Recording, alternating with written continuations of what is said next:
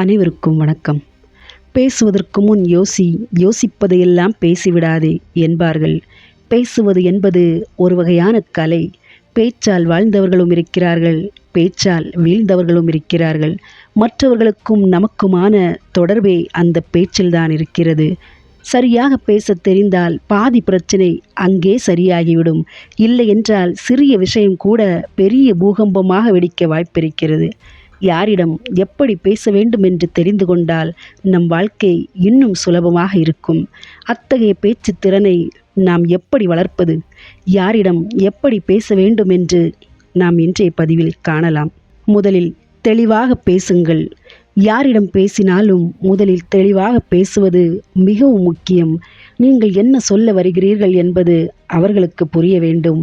அவர்களுக்கு புரியாத வார்த்தைகளையோ வேகமாகவோ பேசக்கூடாது. அதே சமயம் பயமில்லாமல் தன்னம்பிக்கையுடன் பேசுங்கள். கண்களை பார்த்து பேசுவது நம் பேச்சில் ஒரு அழுத்தத்தை கொடுக்கும். நம்மிடம் பேசுகிறவர்கள் சௌகரியமாக உணர்கிற மாதிரி ஒரு புன்சிரிப்போடு நாம் பேச்சை ஆரம்பிக்கலாம். இரண்டாவது, மரியாதையுடன் பேசுங்கள். ஒவ்வொருவரிடமும் ஒவ்வொரு மாதிரி பேச வேண்டும்.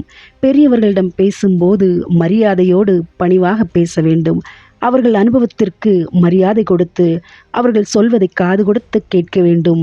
அவர்களுக்கு புரிகிற மாதிரி பொறுமையாக பேச வேண்டும்.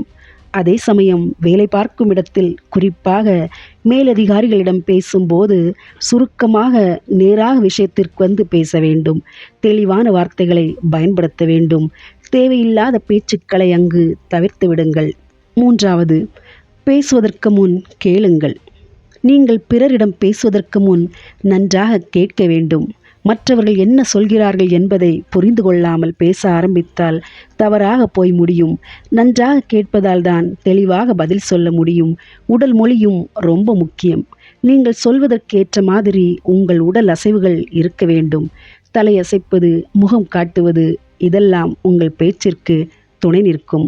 ஒருவர் கேட்கும் கேள்விகளுக்கு சரியான பதிலளிக்க முதலில் அவர் கூற வரும் முழு கருத்தையும் தெளிவாக புரிந்த பின்னரே பதிலளிக்க வேண்டும்.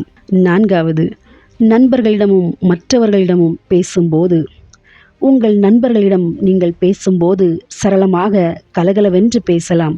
ஆனால் அவர்கள் மனது நோகாமல் பார்த்து கொள்ள வேண்டும். ஜாலியாக பேசுவது முக்கியம், ஆனால் ஒருபோதும் எல்லை மீறக்கூடாது. அதே சமயம் புதிதாக ஒருவரிடம் பேசும்போது பொதுவான விஷயங்களை பற்றி பேசி அவர்களை சௌகரியமாக உணர்கிற மாதிரி பேச வேண்டும்.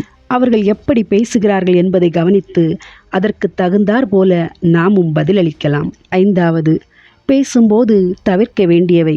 நீங்கள் பேசும்போது கண்களை உருட்டுதலும், அடிக்கடி இமைத்தலும், கைகளையும் தலையையும் மிகையாக அசைப்பதையும் தவிர்க்க வேண்டும்.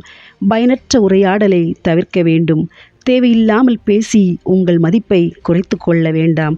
தேவை இருந்தால் மட்டுமே பேசுங்கள். உரையாடும் போது எதிரே உள்ளவர் மட்டும் கேட்கும்படி பேசுதல் வேண்டும். பலருடைய காதிலும் விழுமாறு பேசுவதை தவிர்க்க வேண்டும். உங்கள் பேச்சு திறனை வளர்த்து கொள்வது என்பது ஒரே நாளில் நடக்கும் வித்தையல்ல. தினமும் கொஞ்சம் கொஞ்சமாக பயிற்சி செய்யுங்கள். நீங்கள் பயிற்சி செய்யும் போது இந்த 5 விஷயங்களை உங்கள் நினைவில் வைத்து பயிற்சி செய்யுங்கள். யாரிடம் பேசினாலும் நாம் நன்றாக பேசினோமா, அவர்களுக்கு புரிகிறதா என்று யோசித்து பாருங்கள். இப்படி பயிற்சி செய்தால் உங்கள் பேச்சு திறமை கண்டிப்பாக மேம்படும். மற்றவர்கள் மனதில் நீங்கள் ஒரு நல்ல பேச்சாளராக இடம் பிடிப்பீர்கள். உங்கள் வாழ்க்கை இன்னும் அழகாக மாறும். நன்றி, வணக்கம்.